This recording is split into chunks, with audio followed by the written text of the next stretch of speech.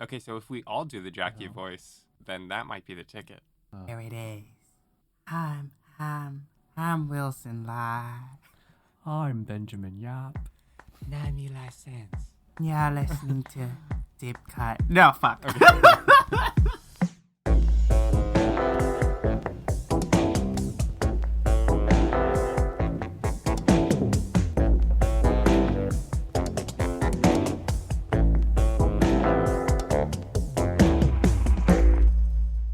Asthma edition. You say asthma and not ASMR? It sounds way funnier. Asthma. Asthma. On Deep Cut, we wanted Jack to defeat communism. Ben wrote a poem about Jackie. Oh, you can recite it on air. I would love that. No thanks. Ben, it's your poem. What? I have to do my poem? Read it. It's a great piece of writing. Oh my god. Go. She floated through the halls like a pink specter, each door agape as if it were gasping. The sound of her heels trailing behind her and slipping through the thick air. Damn, I wrote this? Yeah, you did. Snaps. Sweet. I should have done it in a Jackie voice, right? Yeah. It's not too late. Nah. On Deep Cut, we compare a director's most popular film with a personal favorite chosen by one of us. We also discuss a director's life and career to bring in context that helps us view their movies as they may want us to. Fellows, Pablo Larraín. Heard of him? No. Oh. All right. Well, he's a big deal. And just in time for his newest biopic that reevaluates the emotional life and psyche of a famous 20th century public figure starring an actress putting on a very specific accent, Spencer, we're discussing his previous biopic that reevaluates the emotional life and psyche of a famous 20th century public figure starring an actress putting on a very specific accent, Jackie. If that wasn't clear, we're talking about Pablo Larraín's Jackie from 2016. Wow, what an excellently unscripted piece of dialogue you've just spoken, Eli. Thank you. Right off the dome. Freestyle. So, did we all encounter Jackie for the first time at that screening at our alma mater? Yeah, Yeah. I think so. Yeah, it 2016? was. Yeah. And everyone was floored. Yeah, I really remember everyone walking out of that feeling similarly, like, transported. Mm-hmm. Like they're wearing heels and a very thick coat. Yeah. Yeah. It was weird that they gave those out at the screening, It was a preview screening as well, right? Was it? Yeah, it was before the movie came out. which is funny because they did preview screenings of things like Get Out at our school, and that made sense for our demographic. But I feel like Jackie isn't quite aimed at us, other than being like film snobs. And like gay people. It was a packed screening, and I remember that time being absolutely floored. Yeah. Jackie really rocked my world that year, and I was a big Jackie supporter come award season, and I think Natalie was robbed of that Oscar for sure. Who won? Emma Stone, La La Land. Oh, that was that year. Wait, real quick.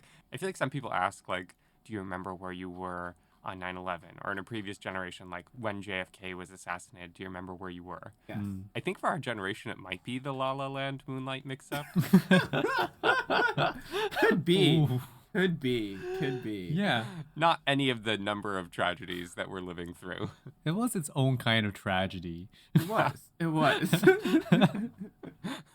I also love Jackie, and that screening really moved me.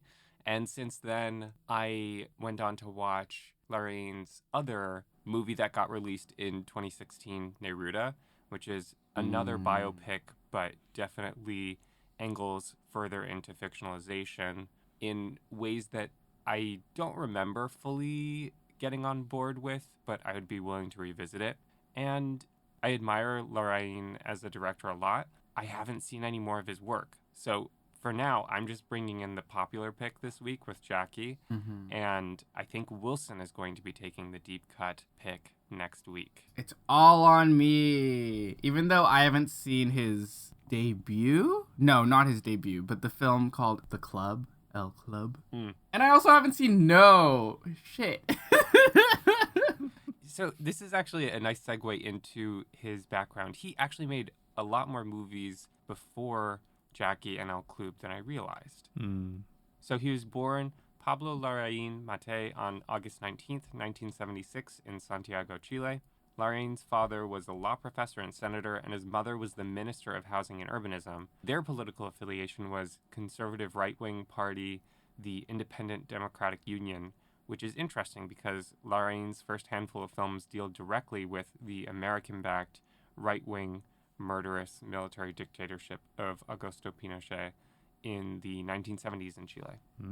Larraín has said about that, quote, "In Chile, the right, as part of the Pinochet government, is directly responsible for what happened to culture during those years, not only by destroying it or restricting its spread, but also through its persecution of writers and artists," end quote.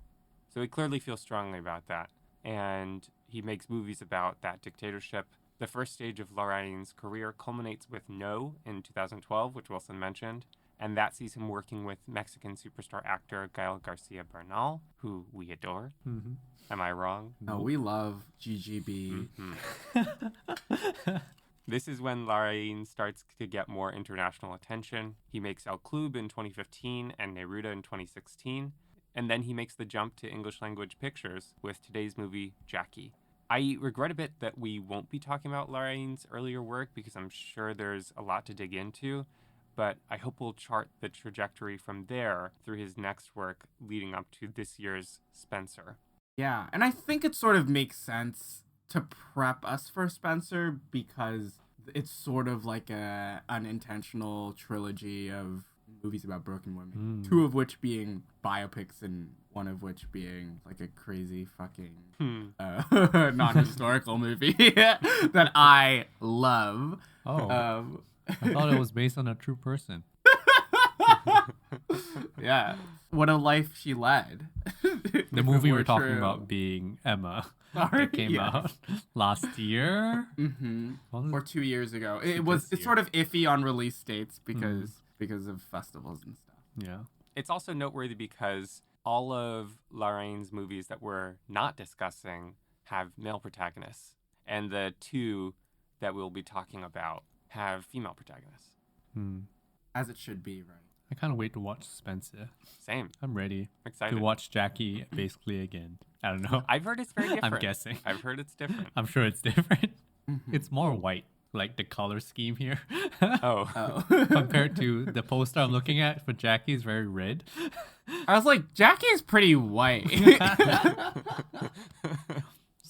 White's also a color. Yes, it is. Yes, it is, Ben. Thank you for reminding me. Visual spectrum. Correct. So, as I said, Jackie's our popular pick. Technically, it's also what I'd call my deep cut pick based on what I've seen. I loved this movie when I saw it. I went on to read the script.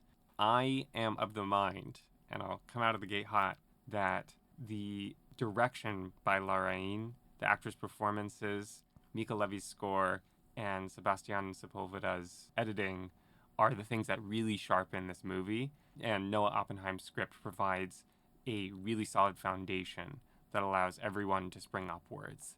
On this rewatch, I'm finding it to be very layered with meaning, and the levels of reality that it asks you to accept or question are complicated. Yeah, because you have an unreliable narrator, right? Both in the character of Jackie and in Larraín as a director. Yes. And he's very cognizant of that. Oh. Yes, the interesting thing about this movie is that he makes it clear to the audience sort of really near the beginning of the film that what is depicted might not actually be true. Yeah. And does that even matter because the narrative that we are trying to follow here is Jackie's narrative. Right. What she wants to put out or what she feels. And then from then on, you're telling story through emotion rather than through chronological historical events. Multiple times the film has Jackie tell you out loud that the media or the press or television portrays something that might be a sort of fairy tale of real life events. The way that it's written and said is very plain and essentially is kind of like the underlying thesis of how the film is approaching the subject matter, which is really interesting, and how it's approaching Jackie herself as a character who is in the press and in the media. It tees you up to watch the movie in a certain way alongside the kind of emotional roller coaster that it's going through. The movie knows that Jackie herself is a character constructed for the sake of this movie. It has on its mind the privacy of public figures, and it uses a construction to sort of invade the privacy of that construction as a reminder of what happened to the real Jackie. And I find that really interesting. This little entree into our view of what the movie's doing with the character of Jackie bridges nicely into the context that I have for us to consider, because it adds some layers of how these artists and this team was approaching this subject matter from a visual and sonic standpoint. So Darren Aronofsky was actually supposed to direct, but he dropped the directing position after then star Rachel Weisz, and he stopped dating, and he stayed on as a producer. So he saw El Club at Berlinale in 2015 and asked Pablo Larraín to direct, and Larraín was hesitant. It was his first biopic. He doesn't really like biopics. His first movie with a female protagonist, and his first movie in the English language. He said, quote, "I'm not a big fan of biopics, to be honest, and I don't have any particular attachment to that history. But then I kind of connected with Jackie herself. I'd only worked with male main characters before, so this was the first time I could approach a woman's perspective.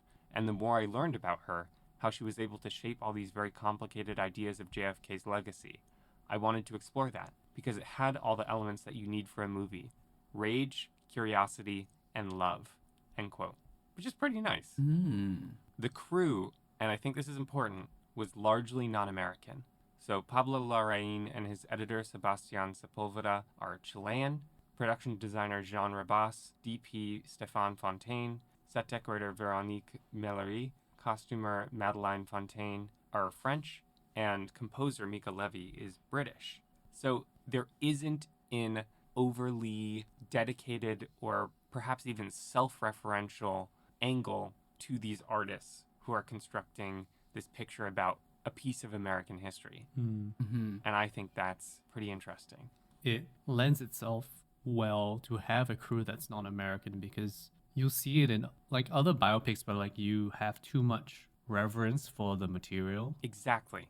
You tend to approach the material differently because you already want to come at it with a certain angle. But I think with this Jackie, the thing that I remember liking about it most is that despite being a biopic about a very famous woman, it treats her as just a woman dealing with a very specific crisis. It feels not really like a biopic, but more like a peek into a person's life.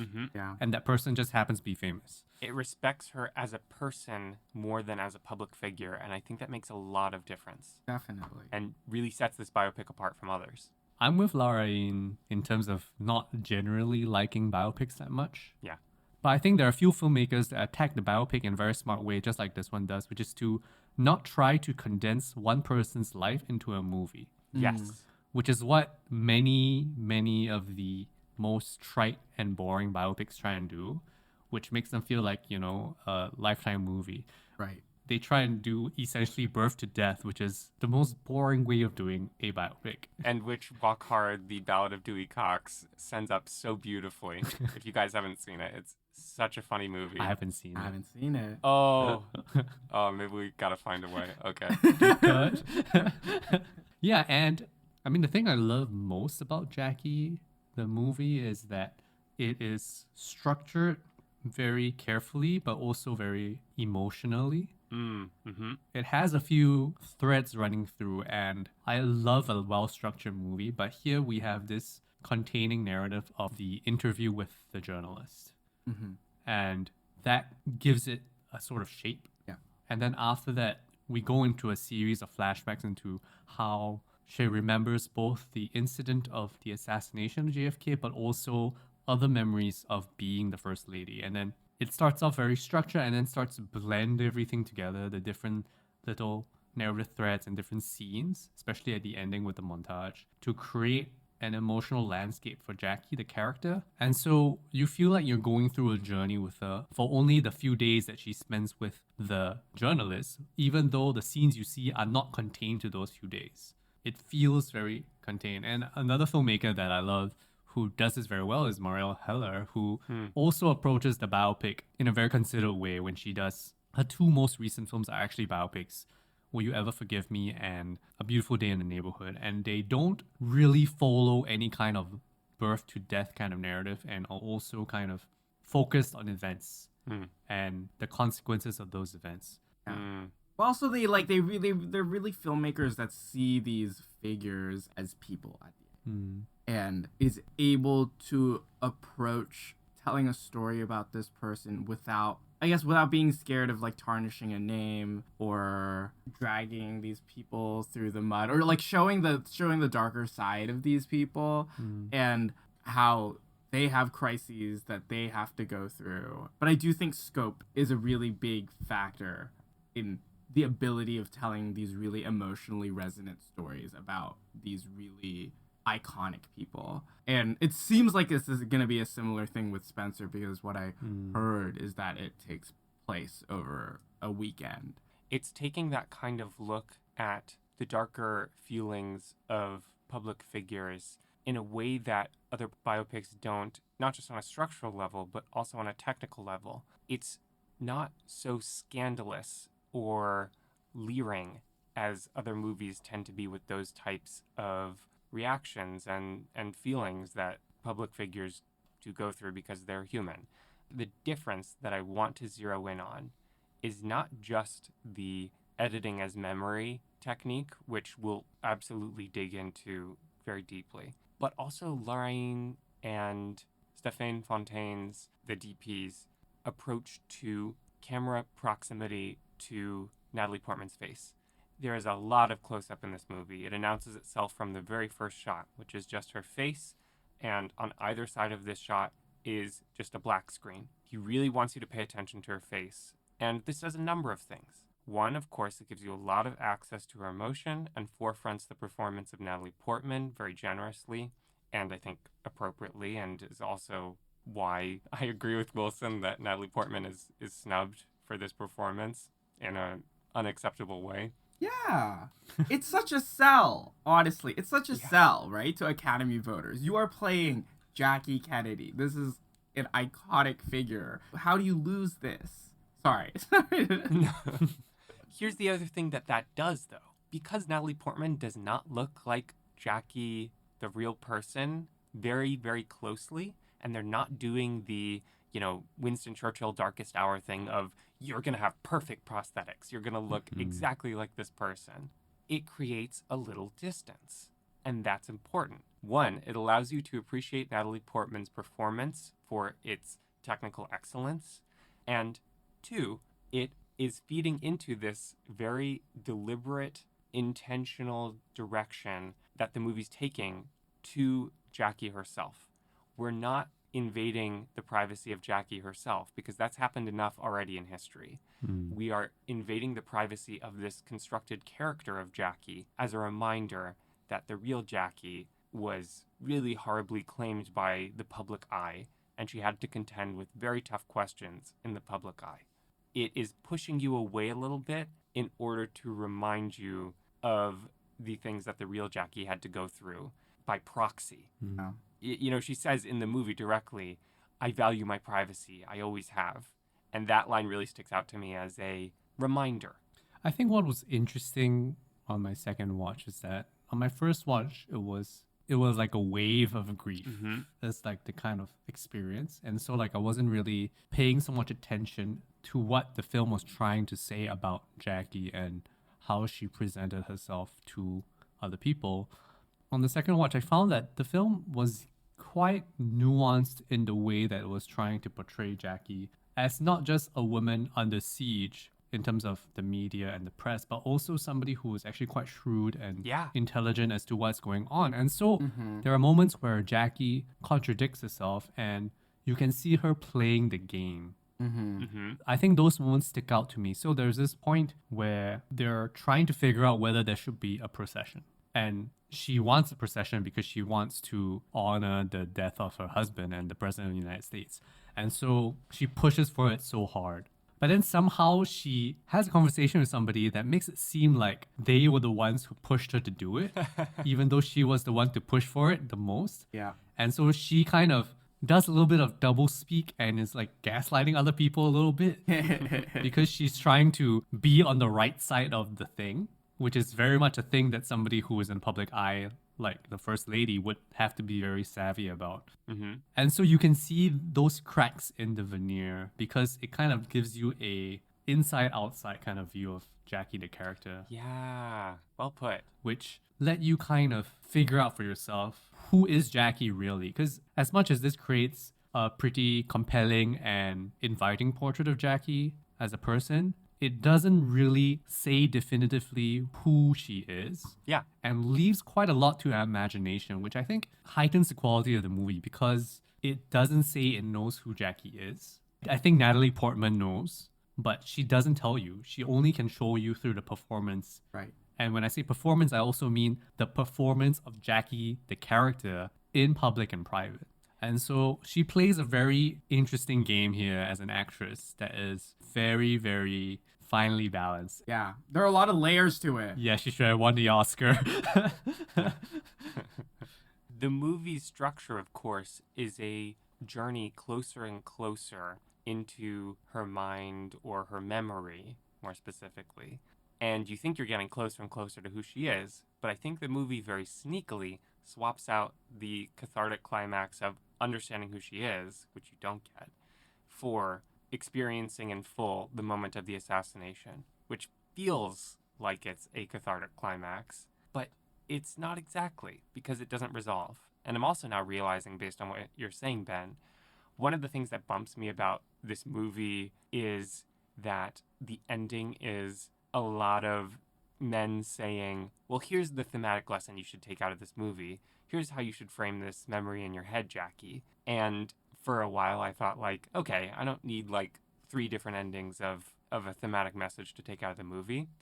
But I'm realizing that I think all of those messages come from the men surrounding Jackie, and Jackie doesn't give one that conclusively says who she is. Right. And that feels purposeful and like a sneaky swap as well. You're not really given a definitive theme or way of thinking about this movie to leave it with that feels really satisfying. It's just other people around her trying to impose their meaning of this life and this experience onto Jackie. Right. And you can do with that as you will. Right. You can take one of them, you can take multiple of them, or you can leave with an understanding that this Jackie is a construction and you can't really know the real person and how she felt and what she thinks of all this. And maybe that's the most respectful thing to do. Yeah.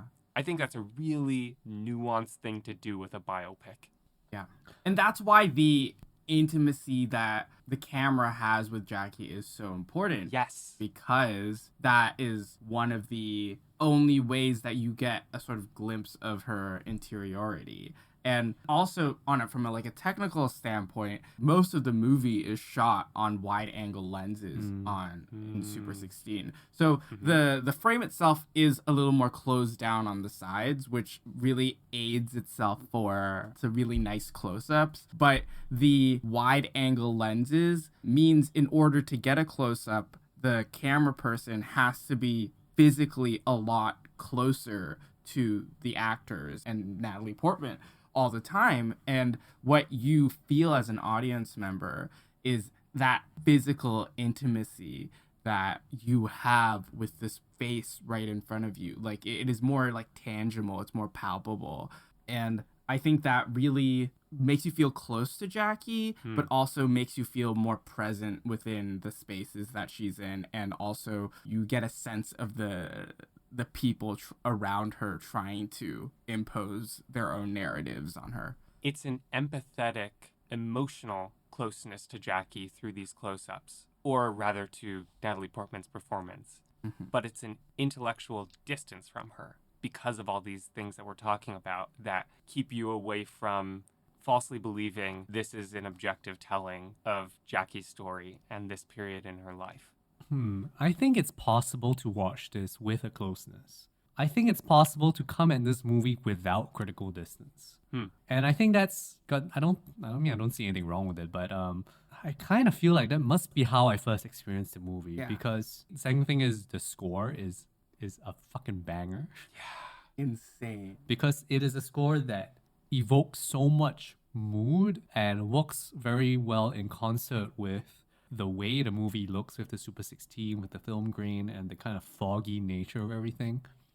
It's a movie we watched on a really, really fucking nice theater that Fucking nice theater. which really elevates the experience. Because I think watching on my TV, I was like, yeah, it's a bit of a different experience right now. Yeah. But that's exactly right.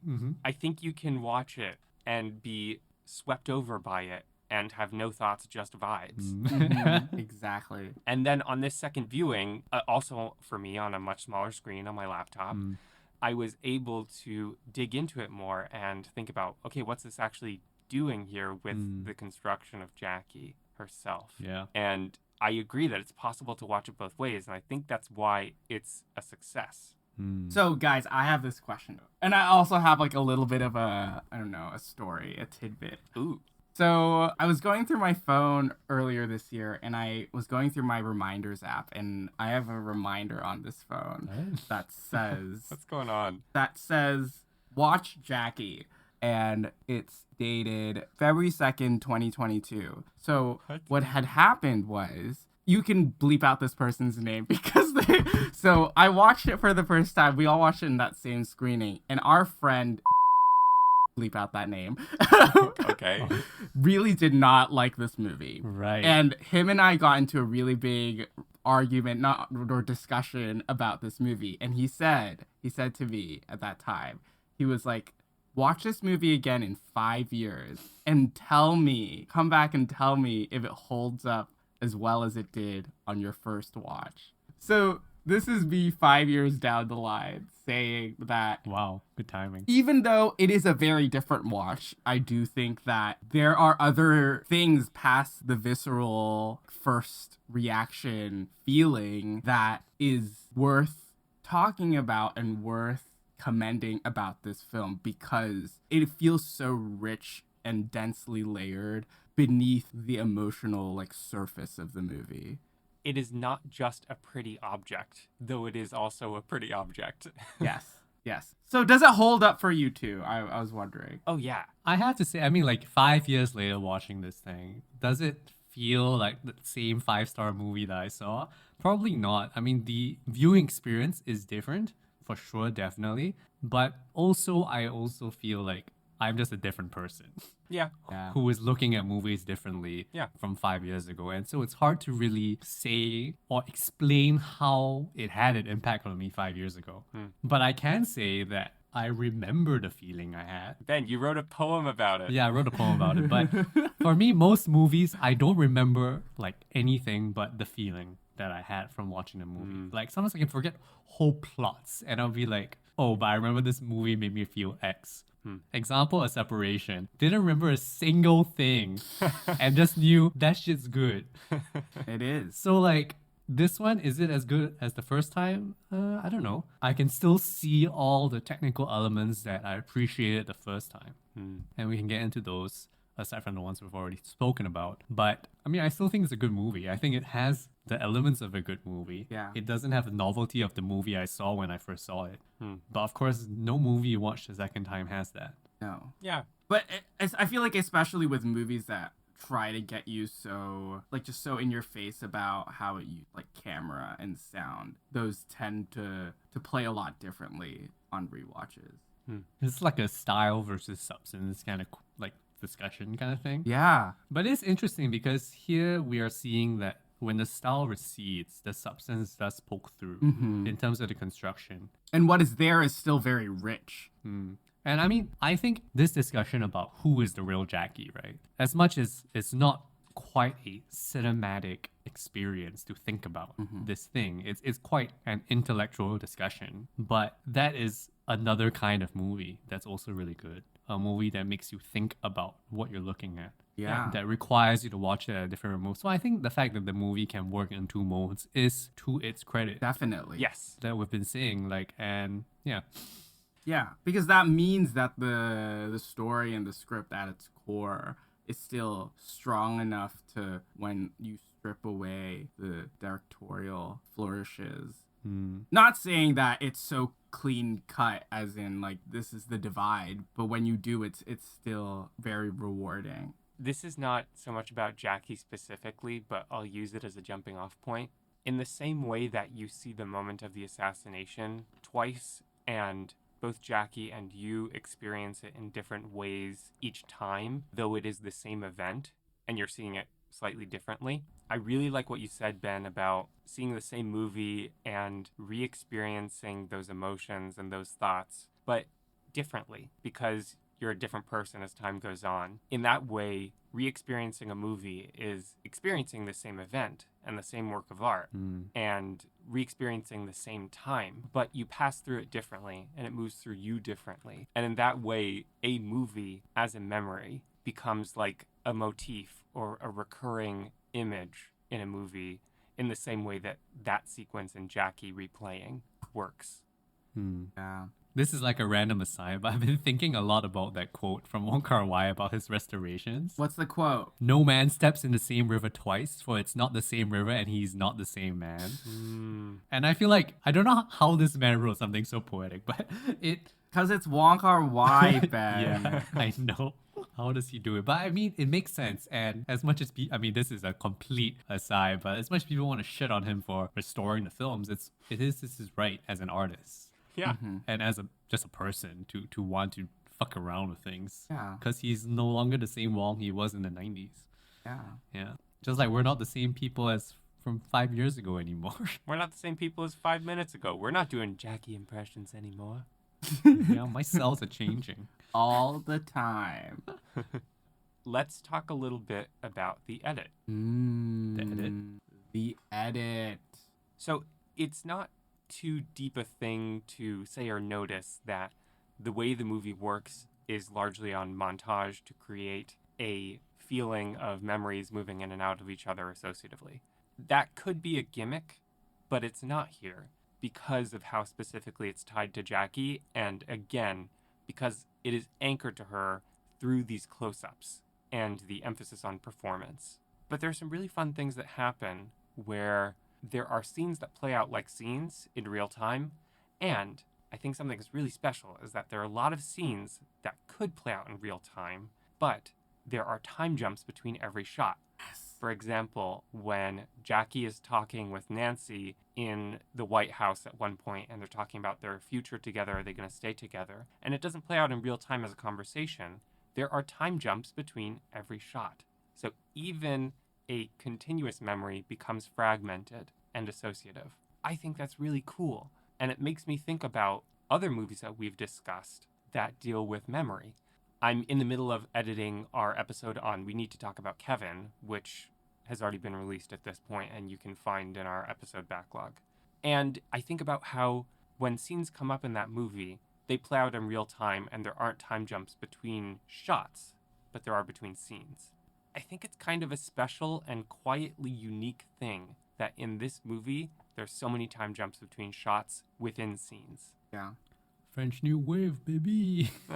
Yeah, it's sort of like that idea of the camera is there in that moment, capturing that moment. So once that moment's gone, right? Like once the camera readjusts itself, it's a new moment. Like that scene stuck out to me on this watch as well, because I kept on thinking about like every scene is a shot, like or a snapshot. Yeah. And it's sort of like a very well made highlights reel of this moment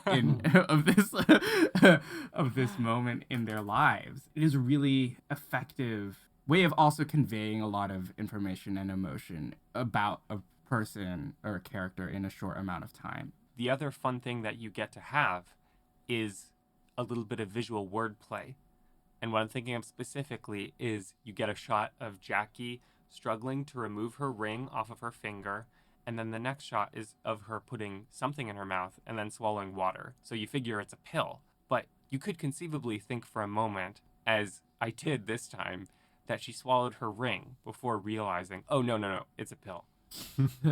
But there is a little bit of thematic meaning in that, right? Yeah. That it looks for a moment like she swallowed her ring. You can only get that through this kind of montage highlight reel effect. Mm. Do you know another deep cut film that really stuck out in my head when I was watching this movie that I was like, this has been birthed from birth? Oh.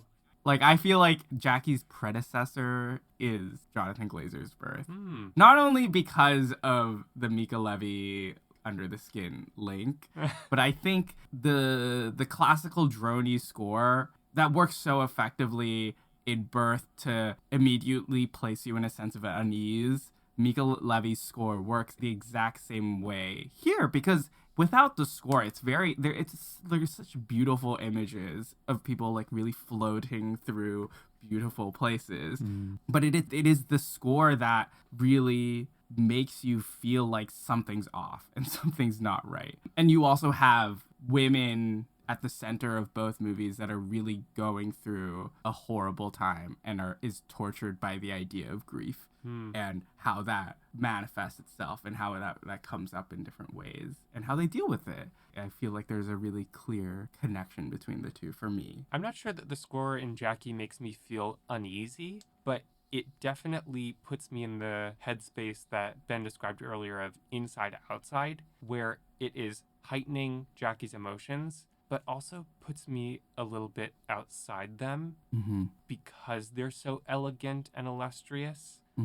I'm not sure how to exactly put my finger on this, but I feel both with her and without her through the score. I do wonder how this movie plays without music. As much as the music does a lot of heavy lifting in terms of evoking a certain mood and to kind of make you feel like, yeah, something's not right here, I think there's enough going on in the frame that I don't think it is leaning completely on the music to create that sense of unease, because those jump cuts within the scene in terms of time, they also create a sense of unease because it is like a record skipping, right? And you're like what's going on? So you don't have this like temporal elegance to it. It's constantly moving without giving you a sense of why and when it's moving to. And that also creates a sense of unease. Like you never know when it's going to go to. Like for example, that conversation with the priest, when does that happen? When you first come across it, it seems like it's happened before the funeral, but then later on you realize that happens after the funeral procession. And so there's a lot going on with the structure of the movie to already give you a sense of unease. That, I mean, I do wonder, like, can we have a cut of this without music? Yeah.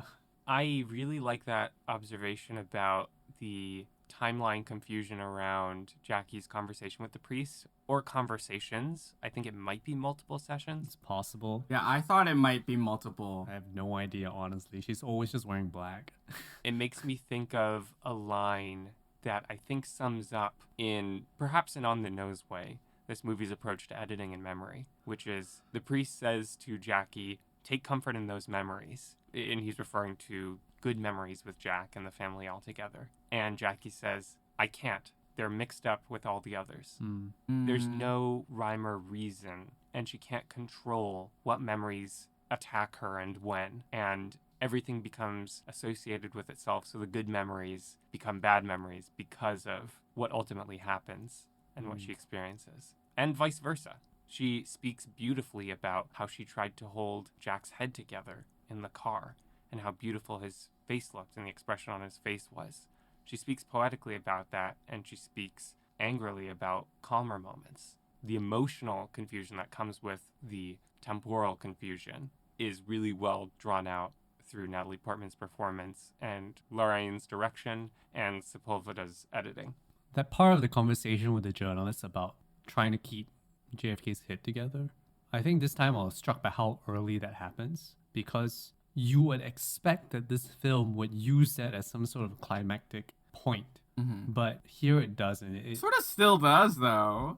No, but you know, it comes so early and you're like, oh, we're going to talk about this right now. Yeah, but then when she relives it. Yeah, so she relives. That's true. But I think what I mean to say is like, it's almost like you think the journalist needs to pry this out of her, but then she just gives it like this throwaway thing. And so immediately you are primed to feel like, oh, okay, the assassination is not the point. I think it's a really smart choice because it diffuses any audience expectation that this is about the assassination and we're gonna re-experience it and look at how it happened. And that you're right, Ben, that's not the point. It deflates it in a sense in terms of like your anticipation of like her talking about it. You're like, okay, let's just get to the heaviest shit. We're gonna get out of the way. And she just gets out of the way in that sense. Yeah.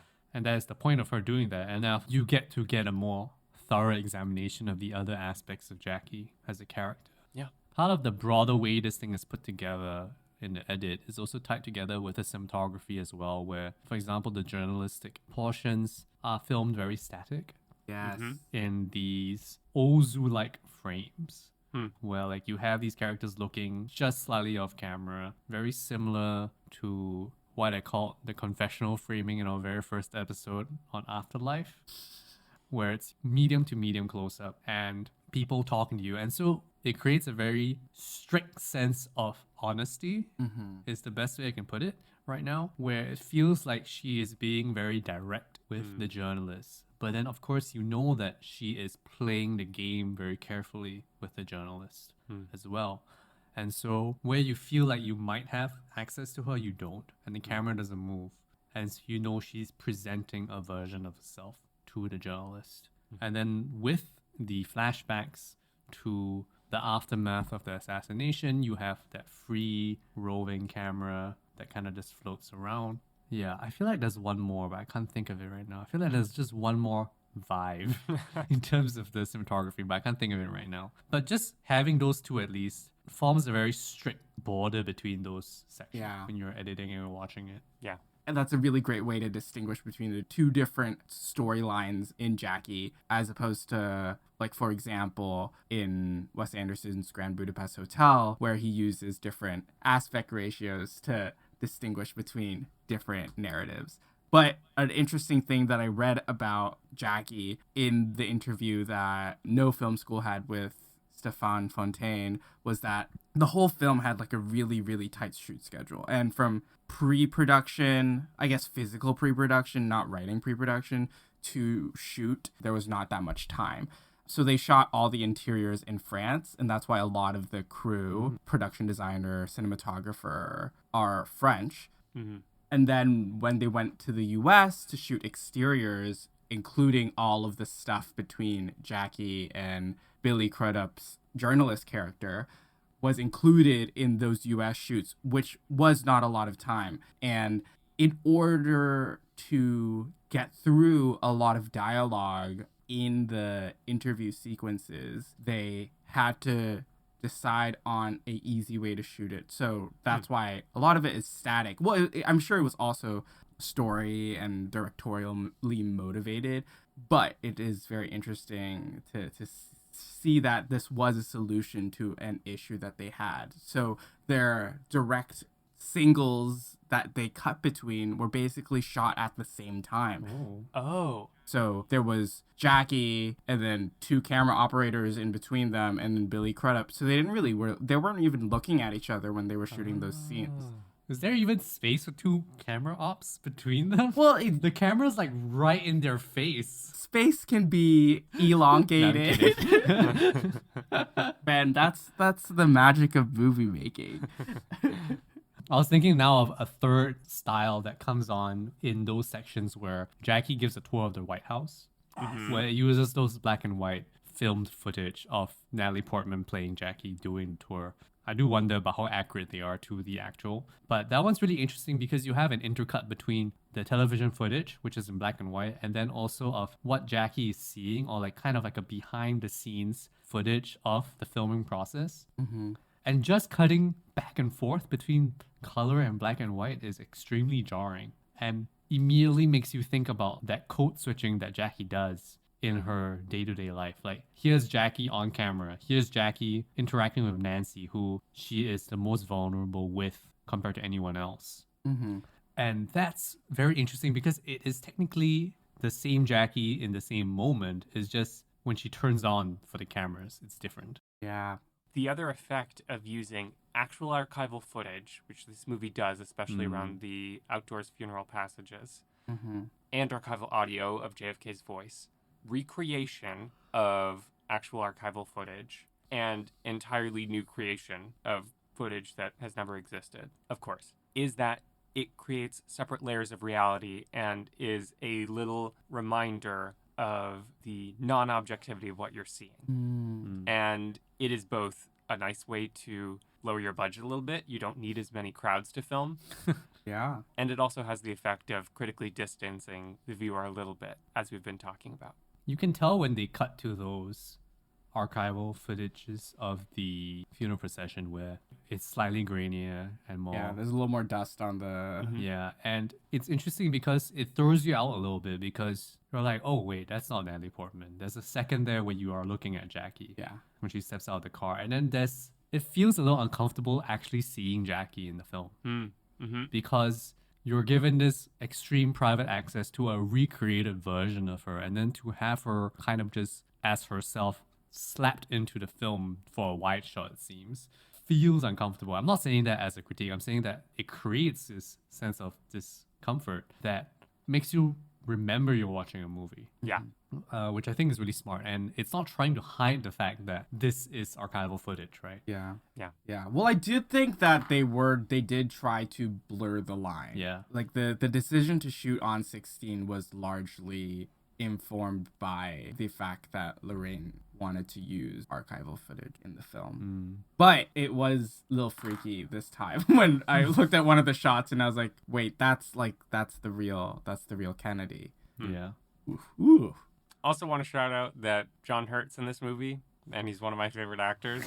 And it's the second time that we're talking about him on the pod. John Hurt. He really saves what could be an incredibly trite role of just someone to feed thematic material through dialogue to Jackie and the audience. He really makes it feel more like a lived-in character, and the pauses that he takes and the little eye movements that he does make that priest feel like a real person. He's great. Yeah. No, he's a great actor. Love you, John Hurt. He gives it a lot of gravitas, but also like with like a certain down-to-earth quality to the character, I think. Yeah, I love John Hurt. Wait, what was the other... Oh, it was Tinker Tailor Soldier Spy. Gotcha. He was good as a doctor. As a doctor? He's one of the doctors in Doctor Who. Oh, Yes. If you didn't know. forgot that. Yes. He was there for the special. He was the 50th or whatever, 100th episode, whatever. He's a non-numbered doctor. Yeah. He's a doctor in I don't want to get into this shit. It's too complicated, but he was good, even though the episodes were not. They're okay. Hey, they're pretty good. Some of them are really good. My only frame of reference with Doctor Who is the Are You My Mummy episodes. Are You My Mummy? Oh. That was freaky. The original showrunner is coming back to showrun the new season. Wait, what? Yeah, Russell T Davies is coming back. RTD's coming Yeah, back? yeah. Something to be excited more about. money? Yeah. Yeah. Oh. D Who's Very back. interesting. Only tuning in. Sorry. Yeah. Cut the detour out. Cut it out. No, I'm leaving it in. Chibnall has been a weird showrunner. It's been so many seasons as well. He's like woke, but not good at his job. Yeah. And the, it feels icky. It's like, I know what you're doing. yeah, the Whittaker stuff has not been great, honestly. It's been pretty bad. And it's kind of a shame. It's like a waste of the first female doctor. Yeah, I used to be such a big Doctor Who fan. And then like trying to be all like woke, but then like fucking it up is just annoying. Dumb. Anyway, what were we talking about? Back to Jackie. That I feel like we've talked about most things with this movie. I do remember one thing. I just popped in my head, which is like, is there a suggestion that Bobby and Jackie are closer than they seem? Like closer in italics or Yeah. Yeah, like in italics. no? Oh. I don't read it that way. I feel it, but I don't have any, I just feel it. You know what I mean? Maybe it's just like the actors. They're both hot. Because he's like so overprotective. Oh, we totally forgot to talk about Peter Sarsgaard's performance as Bobby. Hunter Harris has a hilarious article on Vulture I read the article so far. about this one line reading that Peter Sarsgaard does. What did we accomplish? Accomplish. I don't know. I'm content. What do you guys think? Me too. Yeah, this is a good movie. It is a good movie. I really love it. Mm-hmm. I'm ready to fight for my life next week. Wilson, how are you anticipating? Because Ben, you have not seen Emma either, right? I have. No, he has, and Ben Oh. doesn't like it. That's why I'm fighting for my life. Oh, we're going in for a fight episode. I didn't say I hate it. It is very interesting to sort of track it because Emma comes right after Jackie. Yeah. And then he sort of just is making 3 female-led films in a row, and it just feels so different from Jackie. It feels more nihilistic. It also feels like he's having more fun. It's sort of a celebration, but also like a burning down at the same time. I feel, Ooh. yeah, it's groovy. It's great. It's sexy. It's like, I don't know. I really love it. I really love both movies for different ways. The face Ben just made. I don't know. It was okay. I don't know. I don't know. It was okay. Okay, we'll save it for next episode. Okay. We can't give it all away. There are 2 kinds of deep cut episodes. The ones where we all praise the movie and the ones where we disagree. Well, we throw sand in each other's eyes. Yeah. Yeah, but politely. Always politely. Yeah, I see the point you're making, but... But fuck you. Thank you for listening to this episode of Deep Cut. Please rate and review because that helps us keep making the show. Be sure to subscribe to us where you listen to podcasts so you'll know when our next episode drops. You can give us a follow on Twitter and Instagram at DeepCutPod. Join us to talk about movies on our Discord server, to which you'll find a link in the description. Thank you to Justina Yam for our beautiful artwork. Jackie voices? I'm Wilson. No. That was a Bjork voice. Sorry. Oh. Oh. I'm Wilson. No. I give up. Go. I don't even know. I'm Ben. I'm Eli. Take care, and we're looking forward to talking about more movies with you next time. Put a little sauce on it on the last line this time. Yeah. Camelot.